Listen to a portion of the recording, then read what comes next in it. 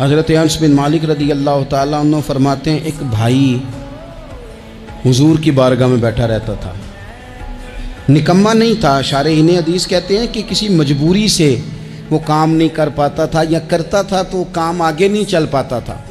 ذہنی صلاحیت ہی شاید زیادہ نہیں تھی۔ اس کے بھائی نے آ کے شکایت کی، یا رسول اللہ صلی اللہ تعالیٰ علیہ وسلم، یہ کوئی کام ہی نہیں کرتا، کوئی محنت نہیں کرتا، کوئی جدوجہد نہیں کرتا، آگے نہیں بڑھتا،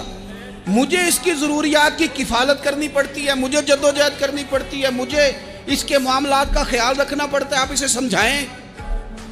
تو حضور نے بہت سارے لوگوں کو سمجھایا جو کام نہیں کرتے تھے۔ ہمارے نبی پاک نے ایک روحانی مسئلے کا حل بھی بتایا۔ اللہ کے محبوب علیہ السلام سے عرض کی، حضور یہ یہیں بیٹھا رہتا ہے اور سارے ہی کام مجھے کرنے پڑتے ہیں۔ تو حضور نے نظر مبارک اٹھا کے بھائی کی جانب دیکھا جو بھائی کا شکوہ کر رہا تھا، تو کریم محبوب فرمانے لگے، ہو سکتا ہے یہ جملے میرے محبوب کے، ان کو کہیں لکھنا، ان کی مٹھاس دیکھو، ان کا حسن دیکھو، اور بھائیوں کی محبت کے بیچ جو رسول پاک پیوند لگا رہے ہیں اور جوڑ رہے ہیں، اور جس انداز میں بھائی کو بھائی سے ملا رہے ہیں،